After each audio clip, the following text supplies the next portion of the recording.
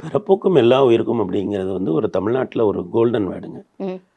யாதும் ஊரே யாவரும் கேளீர் அப்படிங்கிறத விட ஒரு பவர்ஃபுல்லான ஒரு வார்த்தைன்னா ம். பிறப்புக்கும் எல்லா உயிருக்கும் அப்படிங்கிற ஒரு வார்த்தை. அப்போ அதை வந்து ஒரு கட்சி தன்னுடைய கொள்கையிலேயே வந்து வச்சுருக்காங்க. ம். அப்புறம் ஐயா பெரியார் வந்து ஒரு பெருநெருப்பு. ம். அவர் வந்து எந்த சட்டகத்துக்குள்ளும் மாட்டாத ஒரு பெருநெருப்பு. அவர் எல்லா விஷயம் பற்றியும் பேசியிருக்காரு. தமிழர்கள் இன்னமும் ஒரு 100 ஆண்டுக்கு பிறகு எப்படி இருக்கணும் ம்.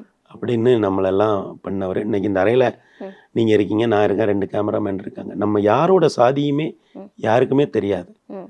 ஏன்னா நம்ம பெயர்களுக்கு பின்னால் இருந்த சாதியை பின்னொட்ட தூக்கி எறிஞ்ச ம். ஒரு மகத்தான தலைவர். ம். இந்தியாவில் எந்த மாநிலத்திலுமே இது நடக்கலை ம். இல்லையா? அப்போ வந்து அப்படியாப்பட்ட ஒரு மகத்தான தலைவரையே அவர் வந்து கொள்கை தலைவராக வச்சிருக்காரு ம். இல்லையா? இன்னமும் சொல்ல போனால் பெரியாரை கொள்கை தலைவராக வச்சுக்கொண்டு ம். ஒரு அரசியல் கட்சி நடத்துறதே கஷ்டம். ஏன்னா அவர் வந்து தேசாபிமானம், பாசாபிமானம் இது எல்லாத்தையும் விட ம். மானிட நேயம் தாண்டா பெருசு அப்படின்னு சொல்லக்கூடியவர். ஓகே. அப்போ அவரை ஏற்றுக்கொண்டு பிறப்புக்கும் எல்லா உயிருக்கும்னு வந்த பிறகு எல்லாரும் விமர்சிக்க தான் செய்வாங்க. அப்போ ம். பலரும் விமர்சிக்கிறாங்கன்னா ம். அவருக்கு ஒரு போல் பொசிஷன் இருக்குன்னு அர்த்தம்.